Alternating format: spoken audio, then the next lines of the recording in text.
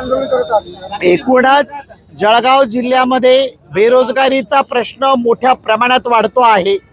गेल्या मार्च महिन्यापासून आम्ही सातत्याने जळगाव जिल्ह्यातले दीपनगर प्रकल्प असेल, जळगाव MIDC असेल, चाळीसगाव MIDC असेल, भडगाव MIDC असेल, ठिकठिकाणी जे लघु प्रकल्प आहेत आणि मोठे प्रकल्प आहेत, जिथे प्रकल्प बाधितांना खऱ्या अर्थाने न्याय मिळायला हवा, रोजगार मिळायला हवा, या प्रश्नाला घेऊन वंचित बहुजन आघाडी सातत्याने भांडते आहे। पण त्या ठिकाणीचं प्रशासन जे आहे, स्थानिक प्रशासन जे आहेत आणि त्या ठिकाणी स्थानिक राजकारण जे आहे ते कुठल्याही प्रकारे याला योग्य पद्धतीने उत्तर देत नाही। आणि म्हणून जळगाव जिल्ह्यातल्या तरुणांचा वाढता बेरोजगारीचा प्रश्न, वाढता आत्महत्यांचं प्रमाण आणि या सगळ्या प्रश्नांना घेऊन आज वंचित बहुजन आघाडीच्या वतीने जिल्हाधिकारी कार्यालय जळगाव येथे आम्ही आलेलो आहोत। महत्त्वाचा मुद्दा CMEGP सारखं प्रकरण, एकीकडे जिल्हाधिकारी जळगाव म्हणतात की 1000 प्रकरणे आम्ही पास केली, कुठली 1000 प्रकरणं पास केली, त्यातली बरीच प्रकरणे अशी आहेत की ती बँकेच्या खात्यांमध्ये अजूनही त्या ठिकाणी धूळखात पडलेली आहेत, अजूनही पोरांना उद्योगाला साधन नाहीये। दीपनगर प्रकल्पासारखा एक मोठा प्रकल्प की त्या ठिकाणी एका वेळी 2500 ते 4000 अशा पद्धतीने ठेकेदारी पद्धतीवर, रोजंदारी पद्धतीवर तरुण काम करू शकतात, त्या ठिकाणी जो भरणा व्हायला हवा तो होत नाहीये।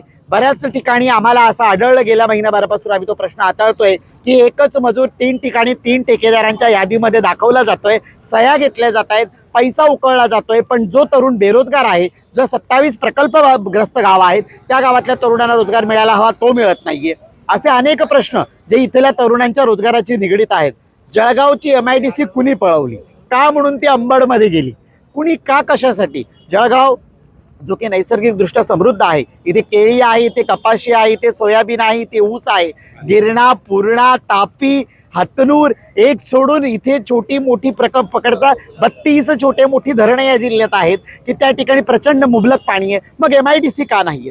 जिल्ह्याचे पालकमंत्री महोदय असतील, त्यासोबतच स्वतःला संकटमोचक बनवणारे जामनेरचे आमदार महोदय असतील, अशा पद्धतीने स्टेटमेंट देतात आम्ही हा प्रोजेक्ट आणणार, तो प्रोजेक्ट आणणार, पण अजूनही या जिल्ह्यामध्ये गेल्या 10 वर्षाच्या भारतीय जनता पार्टीच्या कारभारामध्ये एकही प्रोजेक्ट आलेला नाहीये। असलेल्या प्रोजेक्टमध्ये स्थानिक तरुणांना रोजगार मिळत नाहीये, उलट बेरोजगारी वाढते। आणि या बेरोजगारीच्या विरोधात वंचित बहुजन आघाडीच्या वतीने आज आम्ही इथे रोजगार महामोर्चा कॉल केला होता। या रोजगार महामोर्चामध्ये जिल्हाभरातील तरुण सहभागी झालेले आहेत आणि येत्या 10 दिवसामध्ये आम्हाला योग्य पद्धतीने जर इथल्या तरुणांच्या रोजगाराविषयीची खरी शाश्वती जर इथलं जिल्हा प्रशासन, इथले स्थानिक लोकप्रतिनिधी म्हणून निवडून आलेले माननीय पालकमंत्री महोदय हे जर देणार नसतील तर यापेक्षाही अधिक तीव्र आणि यापेक्षाही अधिक संख्येने आम्ही जिल्हाधिकारी कार्यालय आणि पालकमंत्र्यांच्या कार्यालयाला घेराव घालणार आहोत।